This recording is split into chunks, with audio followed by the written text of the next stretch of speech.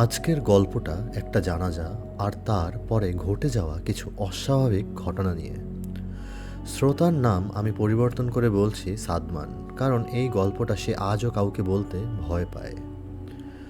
সরাসরি ঘটনায় চলে যাচ্ছি। 2022 সালের ঘটনা। সাদমানের গ্রামের বাড়ি কুমিল্লায়। তার চাচা হঠাৎ করে মারা যান। মৃত্যুর কারণ স্বাভাবিক, কিন্তু গ্রামের অনেকেই বলেছিল মৃত্যুর আগে কয়েকদিন ধরে নাকি তার চাচা বিড়বিড় করে শুধু বলতো, ওরা আমাকে ডাকছে, ওরা আমাকে ডাকছে। যাই হোক, পরদিন জানাজা হয়। সব কিছু স্বাভাবিকই মনে হচ্ছিল, কিন্তু সাদমান একটা জিনিস খেয়াল করে। যখন জানাজার নামাজ পড়া হচ্ছিল, তখন তার চাচার মুখটা এক মুহূর্তের জন্য নড়েছিল। সে ভাবল হয়তো ভুল দেখেছে। দাফন শেষ, সবাই চলে যায়, কিন্তু রাতে সাদমানের ঘুম আসে না। রাত প্রায় তখন 3টা। সে বাইরে থেকে একটা শব্দ শুনতে পায়, মাটি খোঁড়ার শব্দ। সে সাহস করে জানালার বাইরে তাকায়। দূরে কবরস্থানের দিকে একটা ছায়া দেখা যাচ্ছে। ছায়াটা কবরের উপর দাঁড়িয়ে আর ধীরে ধীরে মাটি সরাচ্ছে। পরদিন সকালে সে কবরস্থানে যায়, আর যে যা দেখে তা দেখে সে থমকে দাঁড়ায়। সাদমান দেখতে পায় যে তার চাচার কবরের মাটি আধা খোলা। গ্রামের মানুষ বলে কুকুর খুঁড়েছে, কিন্তু সাদমান জানতো ওটা কুকুর না। সেই রাতেই সে দরজায় টোকা শুনতে পায়, ঠক ঠক ঠক। সে জিজ্ঞেস করে, কে? ওপাশ থেকে খুব আস্তে একটা কণ্ঠ, দরজা খোল। কণ্ঠটা তার চাচার। সে দরজা খোলে না, কিন্তু দরজার নিচে দিয়ে দেখা যায় কাদা মাখা পা, যেন কেউ কবর থেকে উঠে এসেছে। পরদিন সাদমান লক্ষ্য করে তার নিজের ছায়া মাঝে মাঝে তার সাথে মেলে না। এক বৃদ্ধ তাকে বলে, তোমার চাচা মৃত্যুর আগে একটা জিনিস নিয়ে কাজ করছিল। সে কবরের মাটি দিয়ে কিছু একটা করত, ওটা ভালো কিছু না। রাত 3টা। হঠাৎ পুরো ঘর অন্ধকার হয়ে যায়। দরজা নিজে থেকে খুলে যায়। ধীরে ধীরে ভিতরে ঢুকে তার চাচা, কিন্তু তার চোখ নেই, মুখে কাদা। আর সে ধীরে বলে, আমি একা আসিনি। পরদিন সকালে সাদমানকে পাওয়া যায় অচেতন অবস্থায়। তার পরিবার বলে সে কিছুই মনে করতে পারে না, কিন্তু তার ফোনে একটা ভিডিও পাওয়া যায়। ভিডিওতে দেখা যায় রাত 3টায় সে নিজেই কবরস্থানে দাঁড়িয়ে আর নিজেই হাত দিয়ে আরেকটা কবর খুঁড়ছে। কিছু জানাজা শেষ না, কিছু জানাজা শুধু শুরু। এই বলেই ঘটনাটা শেষ করলো সাদমান। অসংখ্য ধন্যবাদ ঘটনাটা আমাদের সাথে শেয়ার করার জন্য, এবং আমরা চাই ভবিষ্যতে আরও অনেক ঘটনা আপনি আমাদের সাথে শেয়ার করেন। আপনারা শুনছেন ভূত.নেট। আমি রাফাত। সাবস্ক্রাইব করে চ্যানেলটির সাথেই থাকুন। সরাসরি চলে যাচ্ছি আমাদের পরের ঘটনায়। আমি রাইসা। আজ যে ঘটনাটি বলবো সেটা আমার নিজের সাথে ঘটেনি। ঘটনাটি ঘটেছিল আমার খুব কাছের বন্ধু সাইমার সাথে, ঢাকার মোহাম্মদপুরে। এই গল্পটা শোনার পর আমি অনেক দিন বুঝতেই পারিনি কোনটা স্বপ্ন আর কোনটা বাস্তব। সাইমা তখন একা থাকতো। পুরনো বাসা, চারপাশে অদ্ভুত নীরবতা। একদিন রাত প্রায় 3টায় সে ঘুমিয়েছিল। হঠাৎ সে একটা অদ্ভুত স্বপ্ন দেখতে শুরু করে। সে দেখে সে তার নিজের রুমেই আছে, সব কিছু একদম একই, কিন্তু একটা জিনিস অদ্ভুত। রুমটা খুব ঠান্ডা আর বাতাসে একটা কাঁচা বাজে গন্ধ। সে ধীরে ধীরে উঠে বসে, চারপাশে তাকায়। ঠিক তখনই সে খেয়াল করে তার টেবিলের নিচে কেউ বসে আছে, অন্ধকারে। সে ধীরে ধীরে কাছে যায়, আর তখনই সে যা দেখে খুবই ভয় পেয়ে যায়। সে দেখতে পায় একটা মানুষ মাথা নিচা করে বসে আছে, আর সে কাঁচা মাংস খাচ্ছে। শব্দটা পুরো রুমে প্রতিধ্বনি হচ্ছিল। সাইমা ভয় পেয়ে বলে, কে? লোকটা ধীরে ধীরে মাথা তোলে আর তখন সে জমে যায়, কারণ সেটা সে নিজেই, একদম তার মতো, কিন্তু মুখটা রক্তে ভরা, চোখ কালো, আর মুখে একটা ভয়ঙ্কর হাসি। ওটা ধীরে ধীরে বলে, তুই দেরি করে ফেলছিস। সাইমা চিৎকার করে ওঠে। তারপর হঠাৎ সে ঘুম থেকে জেগে ওঠে। সব কিছু স্বাভাবিক, রুম আগের মতো। সে হাঁপাতে থাকে, নিজেকে বোঝায় সব স্বপ্ন ছিল। সে আবার শুয়ে পড়ে, আর তখনই তার চোখে পড়ে ফ্রিজের সামনে। সে দেখে একটা মেয়ে দাঁড়িয়ে আছে, আর ফ্রিজ খোলা। মেয়েটা ভিতর থেকে কিছু বের করছে, কাঁচা মাংস। সে সেটা হাতে নিয়ে খেতে শুরু করে। সাইমার ভয়ে দম আটকে যাওয়ার মতো অবস্থা। মেয়েটা তার নিজের মতোই দেখতে, একদম হুবহু, একই চুল, একই মুখ, কিন্তু সেই একই বীভৎস হাসি। ওটা ধীরে ধীরে তার দিকে তাকায়, তারপর বলে, এবার তুই ঘুমা। সাইমা চিৎকার করে ওঠে। তারপর আবার সে ঘুম থেকে জেগে যায়। এইবার সে উঠে বসে, চারপাশে তাকায়।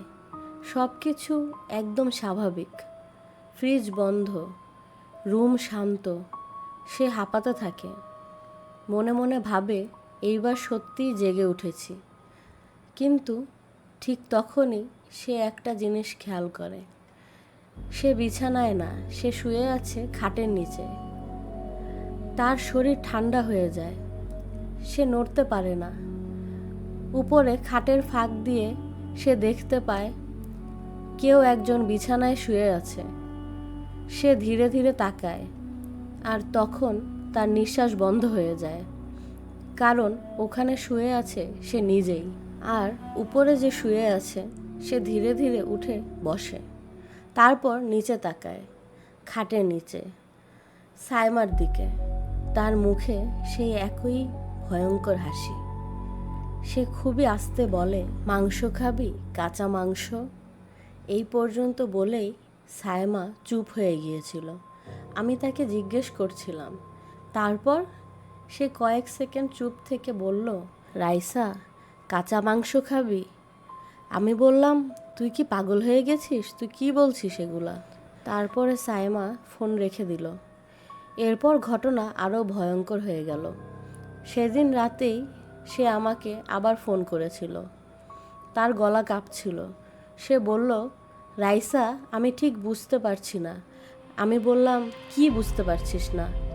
সে বলল, আমি এখন যেটা বলছি এটা কি স্বপ্ন? আমি কিছু বলার আগেই আমি ফোনের ওপাশে আরেকটা গলা শুনলাম, একদম সাইমার মতো। ওটা স্বপ্ন না। তারপর ফোনটা কেটে গেল। পরের দিন আমি তার বাসায় যাই। দরজা খোলা, রুম খালি, কেউ নেই। কিন্তু খাটের নিচে একটি জিনিস দেখলাম, মেঝেতে নখ দিয়ে আঁচড়ানো দাগ, আর সেখানে লেখা, কাঁচা মাংস খাবি?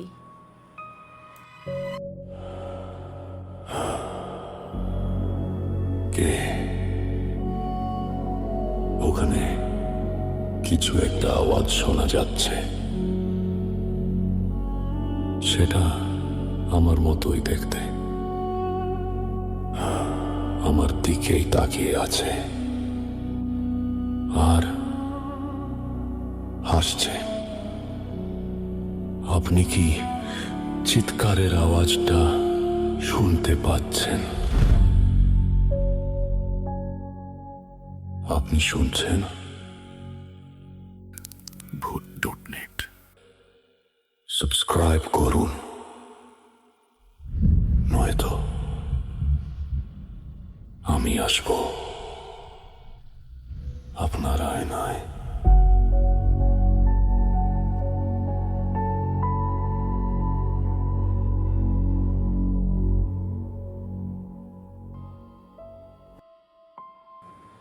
এখন আমি আপনাদের সাথে শেয়ার করব আরেকটি ঘটনা। সেই ঘটনাটি আমার সাথে ঘটেনি। ঘটনাটি ঘটেছে আমার এক মামাতো ভাইয়ের সাথে। ঘটনাটি বান্দরবনের। আমার মামাতো ভাই আমাকে বলেছে সেই রাতে সে শুধু একটা ভুলই করেছিল, সে শুধু সাড়া দিয়ে ফেলেছিল।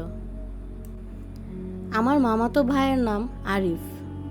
আরিফ আর তার 3 বন্ধু তানভীর, মেহেদি, রবি বান্দরবনে ট্রেকিং করতে যায়।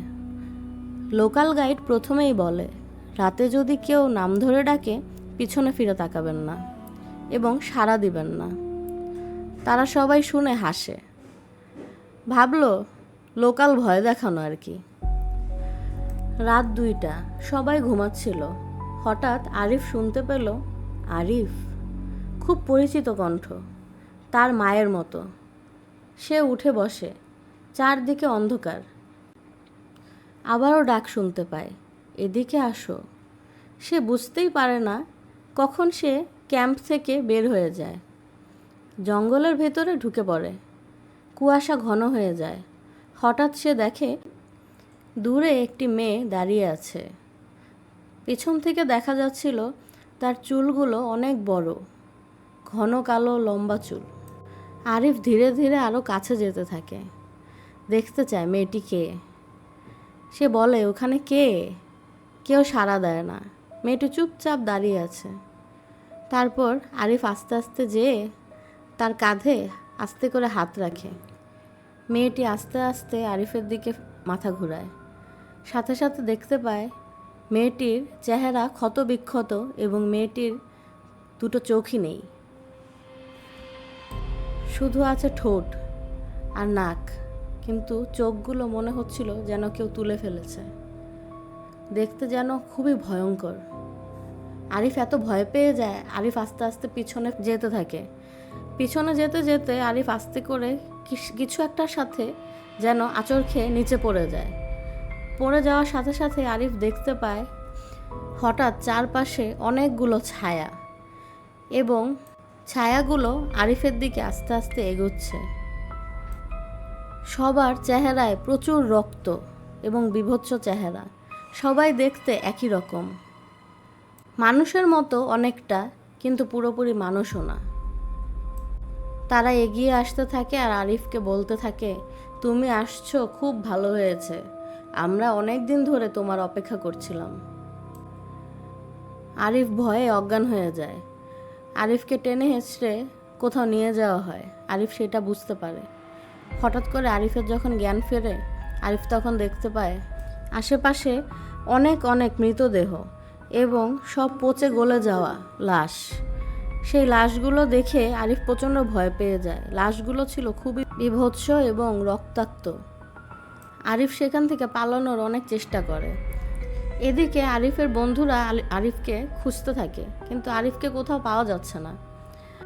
আরিফের বন্ধুরা আস্তে আস্তে জঙ্গলের দিকে যায়। ততক্ষণে কিছুটা ভোর হয়ে যাচ্ছিল। তারা কিছু দূর যাওয়ার পর দেখতে পায় আরিফ অনেক ভয়ে দৌড়াতে দৌড়াতে আসছে তাদের দিকে। আরিফও তাদেরকে দেখতে পায়। আরিফ গিয়ে বন্ধুদের কাছে যে বলে, আমাকে বাঁচা তোরা। তখন তার বন্ধুরা ঠিকমতো বুঝতে পারে না যে আরিফের সাথে কি হয়েছে। তো আরিফকে নিয়ে তারা জলদি জলদি ক্যাম্পে ফিরে যায়। ক্যাম্পে ফিরে যাওয়ার পর আরিফ তার মাথা ঠিক রাখতে পারে না। আরিফ আস্তে আস্তে অসুস্থ হতে থাকে। আরিফের প্রচণ্ড মাথা ব্যথা হয়। আরিফ আর সেখানে থাকতে চায় না। আরিফ বলে, আমি ঢাকা ফেরত যেতে চাই। আরিফের এই অবস্থা দেখে আরিফ এবং আরিফের বন্ধুরা সবাই মিলে ঢাকায় ফেরত আসার জন্য রওনা দেয়। ঢাকায় ফেরত আসার পর আরিফ তার বন্ধুদের এবং সবাইকে এই ঘটনাগুলো বলে যে তার সাথে কি কি হয়েছিল সেই রাতে। ঢাকায় ফেরার পরও আরিফ আর আগের মতো হতে পারেনি। আরিফের সব কিছু বদলে যায়। সে আয়নায় তাকিয়ে থাকে ঘন্টার পর ঘন্টা। আরিফকে জিজ্ঞেস করলে আরিফ বলে সে নাকি আয়নায় দেখতে পায় তার প্রতিচ্ছবি এবং আশেপাশে অনেক ছায়া। সেই ছায়াগুলো নাকি তাকে ডাকে, তাকে নাকি আবার ফিরে আসতে বলে সেই জায়গায়। তারা নাকি অপেক্ষা করছে আরিফের জন্য এবং তারা খুব বিকৃতভাবে আরিফের দিকে তাকিয়ে হাসতে থাকে। আরিফ এই ঘটনাটি আমার সাথেও শেয়ার করেছে। সবাই মনে করে আরিফ পাগল হয়ে গিয়েছে, কিন্তু আসলেও কি আরিফ পাগল হয়ে গিয়েছে? সত্য মিথ্যা আমি কিছুই জানি না। আরিফ আমাকে যা বললো আমি তাই আপনাদের কাছে আজকে শেয়ার করেছি। অসংখ্য ধন্যবাদ রাইসা তোমাকে ঘটনাটি ভূত.নেটের সাথে শেয়ার করার জন্য। এবং আপনারা যারা শুনছেন ভূত.নেট, কাইন্ডলি চ্যানেলটি সাবস্ক্রাইব করে চ্যানেলের সাথেই থাকুন, পাশেই থাকুন, এবং অবশ্যই কমেন্টে জানাতে পারেন কে কোথা থেকে শুনছেন। এখন আমরা সরাসরি চলে যাব একটা ইমেল স্টোরিতে। ঘটনাটি যেভাবে লেখা হয়েছে আমি ঠিক সেভাবেই পড়ছি। আসসালামু আলাইকুম রাফাত ভাই, আশা করি আপনি ভালো আছেন। আমার নাম ফারজানা, বলছি টেক্সাস থেকে। আসলে আমি আর আমার হাজব্যান্ড 2014 সালে আমেরিকায় সেটেল হয়ে যাই। তো আমি, আমার হাজব্যান্ড আর আমার হাজব্যান্ডের একটা ফ্রেন্ড ও তার ওয়াইফ, আমরা 4 জন মিলে একটা বাসা একত্রে ভাড়া নিই। কারণ ওইখানে বাসা ভাড়াটা একটু মানে তুলনামূলক অনেক বেশি। তো যাই হোক, বাসাটা অনেক আগের, আর আমরা অনেক দিন ধরেই বাসা খুঁজতেছিলাম, তো কোথাও মানে আমাদের মন মতো বাসা পাচ্ছিলাম না। তো যেই বাসাটা পেয়েছি সেটার প্রাইসটাও আমাদের মোটামুটি সুবিধা মতোই। তো বাসাটায় টোটাল হইলো 2টা রুম, মানে 2টা বেডরুম, একটা হইলো ড্রয়িং ডাইনিং একত্রে, 2টা ওয়াশরুম, আর হলো একটা স্টোর রুম। স্টোর রুমটা মূলত লক, কারণ আমরা যখন ভাড়া নিছিলাম তখন আমাদের বলে দিছিল যে এই স্টোর রুমের ভিতরে কিছু সমস্যা আছে, মানে বাড়িওয়ালার কিছু মাল সামান রাখা আছে, তো এইগুলো সরানো যাবে না। তো এইটা জেনেই আমরা বাসাটা ভাড়া নিয়েছিলাম। আমরা 4 জনই মূলত জব করে থাকি, আমি, আমার হাজব্যান্ড আর আমার হাজব্যান্ডের ফ্রেন্ড ও তার ওয়াইফ। আর আমাদের 4 জনেরই ওয়ার্ক টাইমটা মানে কোনো মিল নাই একজন আরেকজনের সাথে। আমার হাজব্যান্ড সকালে কাজ করে, আমার হাজব্যান্ডের ফ্রেন্ডের ওয়ার্কিং টাইমটা হলো দুপুরে শুরু হয়, আর আমারটা শুরু হয় আপনার রাত্র বাংলাদেশ টাইম যদি বলি 8:30টায়। আর আমার যে মানে আমার হাজব্যান্ডের ফ্রেন্ডের যে ওয়াইফ, ওরটা হলো আবার বিকাল থেকে শুরু হয়। তো আমরা 4 জন বাসায় হলো সবাই একটে থেকে হলো আফটার বলতে পারেন মিডনাইট, ওই টাইমটা আসলে আমরা সবাই একটে মানে হই। এছাড়া মানে কারোর সাথে কারো ওরকম দেখা হয় না। তো যাই হোক, আমি আসলে শুরুর দিকে কোনো সমস্যাই হয় নাই, বাসা মানে কোনো কোনো কিছু নিয়ে কোনো ডিস্টারবেন্স না। মাঝে মধ্যে হলো একটু ওই যে ইনসেক্টের কিছু প্রবলেম ছিল, ওইগুলো অলরেডি সলভড হয়ে গেছে। তো হঠাৎ একদিন আরেকটা কথা বলে নিই রাফাত ভাই, যে ভাবি মানে আমার হাজব্যান্ডের ফ্রেন্ডের যে ওয়াইফ, উনি যখন অফিসে যায় যাওয়ার আগে উনি অলওয়েজ আমাকে বলে যায়, কারণ উনি যাওয়ার পর শুধু মাত্র বাসায় আমি একাই থাকি, তো আমার বাসার দরজা মাঝে মধ্যে আটকানো লাগে মোস্ট অফ দ্য টাইম। তো উনি সবসময় আমাকে বলে যায় যে ভাবি এখন গেলাম, দেখা হবে আবার রাতে, এই দ্যাটস ইট। তো একদিন আমি সন্ধ্যায় ঘুমায় পড়ছিলাম, তো আমার ঘুমটা ভাঙে প্রায় হইলো রাত্র 10টার মতন টাইম। তো যখন রাত্র 10টা বাজে তখন অলরেডি আমি জানি যে আমি অলরেডি লেট হয়ে গেছি আমার অফিস আওয়ারের জন্য। তো আমি অফিসে একটা মেইল দেই, ওদেরকে বলে যে আমার এই মানে একটু সিক, আমি যদি আজকে অফিসে না যাই তাহলে হবে কি না, মানে একটা লিভ নিই। তারপর ওরা কনসিডার করে সেই জিনিসটা। তো যাই হোক, তো আমি না ভুলে গেছিলাম যে আসলে বাসায় আমি একা, কারণ ভাবি তো সবসময় যখন যায় তখন হলো আমাকে বলেই যায়। তো আজকে আমার আজকে মনেই পড়তেছিল না যে ভাবি আসলে গেছে, কারণ কেউ আমার তো বলে যায় নাই। তো আমি মোটামুটি শিওর যে ভাবি বাসায় আছে। তো কিছুক্ষণ পর রান্নাঘর থেকে মানে একটা আওয়াজ, যে কোনো কিছু বের করলে, পাতিল বা ফ্রাই প্যান এইসব কোনো কিছু যদি বের করে যেরকম একটা আওয়াজ, সেরকম একটা আওয়াজটা কিছুক্ষণ হয়ে থেমে যায়। আমি ভাবছি হয়তো বা ভাবি ওই রান্নাঘরে গেছে কোনো কাজ টাজ করতে। তারপর আবার কিছুক্ষণ পর ওয়াশরুমে কেউ শাওয়ার নিলে যেই আওয়াজ, মানে ওই রকম আওয়াজ আসতেছে। যাই হোক, অনেকক্ষণ ছিল আওয়াজটা, বলতে গেলে 10 মিনিটের মতন। তো হঠাৎ করে আমার মোবাইলে দেখি ফোন আসছে, ফোন দিছে হলো ভাবি। এখন আমি একটু মানে শকড, মানে ভাবি কেন ফোন দিবে, কী হলো? তো আমি ফোন ধরলাম, ফোন দেওয়া বলতেছে যে মানে ওই সাইড থেকে আওয়াজটা আসছে যে হ্যালো ফারজানা, তুমি যখন আজকে বাসায় আসবা, বাসায় আসার পথে কি কষ্ট করে কিছু ডিম নিয়ে আসতে পারবা? তোমার ভাইয়াকে তো আমি এইটা বলতে ভুলে গেছি। তো এইটা শুনে আমি শকড। আমি বলতেছিলাম যে ভাবি আমি তো বাসায়, আপনি কি বাসায় নাই? উনি বলতেছেন না, আমি তো অফিসে গেছি। আর সরি, তুমি ঘুমাইতেছিল তো তাই বলে যায় নাই, তো দরজা আমি বাইরে থেকে তালা মারা গেছি, তোমার কাছে চাবি আছে, আমি ভাবছি তুমি উইঠা অফিসে গেলে চাবি দিয়ে খুলে নিজেই যাবা। তো এইটা শোনার সাথে সাথে আমি জাস্ট ভাবিকে বলছি আচ্ছা ঠিক আছে ভাবি, এটা বললাম, ফোনটা রাখছি। তো রাখার পর স্টিল নাও বাইরে আওয়াজ হইতেছে। এখন বাসায় আমি ছাড়া কেউ নেই, এটা আমি তখন বুঝতে পারছি, রিয়েলাইজ করছি। তো আমি দরজাটা খুলে যখন বাইরে গেছি, বাইরে যাওয়ার পর দেখি যে আসলেই বাসায় কেউ নাই। মজার বিষয় হইল শাওয়ার স্টিল চলতেছে, মানে ওয়াশরুমের যে আপনার শাওয়ারের যে কলটা, মানে সেটা থেকে পানি স্টিল বের হইতেছে এরকম সাউন্ড। তো তারপর আমি জাস্ট কোনো মতে আমার ব্যাগটা নিছি, ফোন তো সাথেই ছিল, ব্যাগের ভিতরে চাপি। আমার এখন ফুল টার্গেট হলো বাসা থেকে আগে বের হইতে হবে, বাসায় থাকা যাবে না। আমি যখন বাসা থেকে বের হইতে যাব ঠিক তখন আমি মানে ভেজা পা নিয়ে যদি কেউ হাঁটে যে এক ধরনের আওয়াজ না, মানে এইরকম একটা আওয়াজ আমার পিছন থেকে পাচ্ছি। আমি যে পিছনে তাকাবো এই সাহসটা আমার হইতেছিল না। তো আমি জাস্ট তখন আল্লাহর নাম নিই, দরজাটা খুলি। খোলার পর আমি জাস্ট দরজাটা খুলে ডিরেক্টলি বাসা থেকে বের হই। বাসাটা তালা মেরে আমি লিফটের সামনে যাই। স্টিল আমার খুব ভয় লাগতেছিল। লিফটটা খুলছে, আমাদের ফ্লোর হলো 14 তলায়। তো আমি লিফটের ভিতরে ঢুকলাম। লিফটটা যখন আটকালো তখন আমার মনে হইতেছিল যে স্টিল কেউ আমার সাথে আছে, আমার পিছনে। তো আমি জাস্ট ওয়েট করতেছিলাম এই কেউ লিফটে ঢুকুক, কেউ লিফটে ঢুকুক। তো লিফট 7 তলায় থামলো, তখন একটা ফ্যামিলি, মানে একটা কাপল লিফটে ঢুকছে। তখন আমি আসলে রিয়েলাইজ করছি যে নাও আই এম সেফ। যা ছিল বাসায় কী ছিল না ছিল আমি জানি না, বাট এখন আমি সেফ। তো পরে এই পুরো সিচুয়েশনটা আমি বাসা থেকে বের হয়েই আমার হাজব্যান্ডকে ফোন দেই, ওকে বলে যে তুমি কোথায় আসো, একটু আসো তাড়াতাড়ি।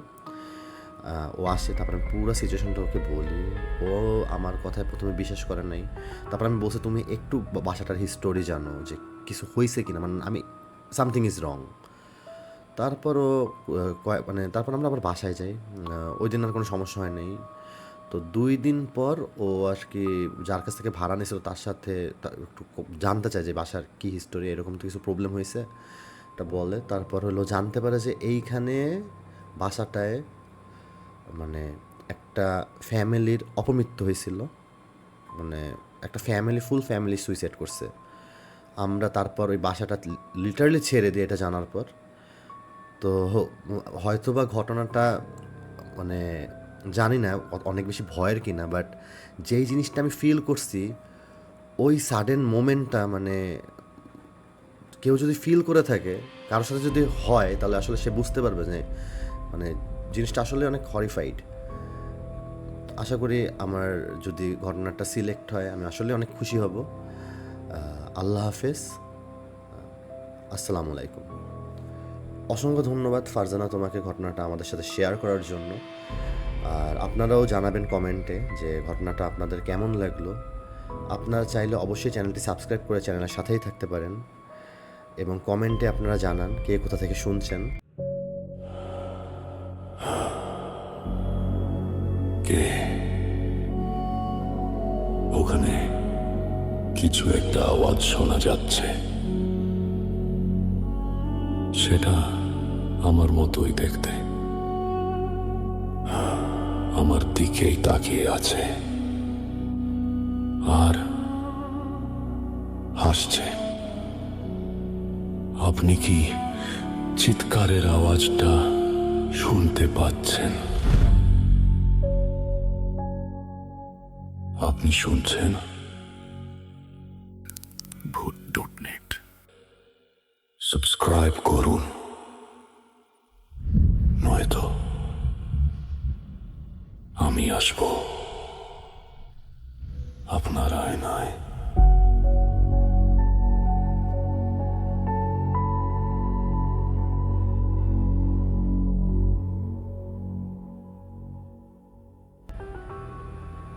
এখন যে ঘটনাটি বলবো, ঘটনাটি পাঠিয়েছে মাহিন। ঘটনাটি বান্দরবনের। সরাসরি ঘটনায় চলে যাচ্ছে। মাহিন, রিফাত, সায়েম আর লোকাল গাইড থাংচিং বান্দরবনের এক দূরবর্তী পাহাড়ি গুহায় যায়। গুহার মুখটা সরু, ভেতরে ঢুকতেই ঠান্ডা বাতাস। থাংচিং বলে, ভেতরে গেলে সোজা চলবেন, যেখানে বাতাস বন্ধ সেখানে থামবেন না। ভেতরে আলো কমে আসে, হেডল্যাম্প ছাড়া কিছু দেখা যায় না। গুহার দেয়াল ভেজা, ছাদ নিচু, কিছু জায়গায় হামাগুড়ি দিয়ে যেতে হয়। মাহিনের বুক ধরফর করতে থাকে, শ্বাস নিতে কষ্ট হয়। গভীরে ঢোকার পর তারা শুনতে পায় শ্বাসের শব্দ, কিন্তু সেটা তাদের না, আরও ভারী, ধীর, গুহার ভিতর থেকেই আসছে। হঠাৎ তারা বুঝতে পায় পিছনের পথটা নেই। যে পথে ঢুকেছিল সেটা এখন পাথরে বন্ধ। রিফাত চিৎকার করে, এটা কিভাবে সম্ভব? থাংচিং কাপা গলায় বলে, ওরা পথ বদলায়। একটা সরু টানেল, শুধু একজন করে যেতে পারে।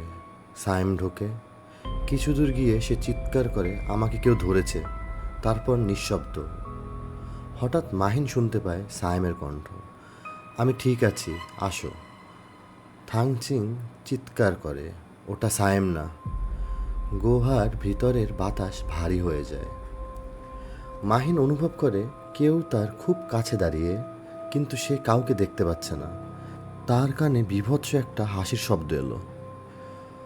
হঠাৎ তার হেডল্যাম্প বন্ধ হয়ে যায়, পুরো অন্ধকার। কিছু একটা তার মুখের সামনে, খুব কাছে। সে শ্বাস নিতে পারছে না। তার মনে হয় কেউ তার শ্বাস চুরি করেছে, এমন একটা ফিলিং কাজ করে। হঠাৎ আলো ফিরে আসে, সে নিজেকে গুহার বাইরে পায়। রিফাত আর থাংচিং পাশে, সায়েমও পাশেই। যাই হোক, ঢাকায় ফেরার পর মাহিন ঠিকমতো শ্বাস নিতে পারে না, ওর শ্বাসকষ্ট শুরু হয়। তো ও ডাক্তারও দেখায়, কিন্তু ডাক্তার সব চেক করে বলে ওকে যে সবই ঠিক, এটা তোমার হয়তো বা মনের ভুল, বা কোনো কিছু দেখে হয়তো বা ভয় পেয়েছো, এর জন্য তোমার এরকম একটাই। তো ওকে কিছু ওষুধ লিখে দেয়। তো মাহিন এখনও এটা নিয়ে কনফিউজড যে ওর সাথে যে ঘটনাটা ঘটেছিল বান্দরবনে, সেটা কি আসলেই হ্যালুসিনেশন, না ওর চোখের ভুল, না বাস্তব। এটা লিখেই ও ঘটনাটি এখানেই শেষ করে। আশা করি যারা ঘটনাটি শুনছেন কমেন্ট সেকশনে আমাদের জানাবেন কে কোথা থেকে শুনছেন এবং ঘটনাটি আপনাদের কাছে কেমন লাগলো। অবশ্যই চ্যানেলটি সাবস্ক্রাইব করে চ্যানেলটির পাশেই থাকবেন, সাথেই থাকবেন। আপনারা শুনছেন ভূত.নেট। আজ এই পর্যন্তই। আল্লাহ হাফেজ।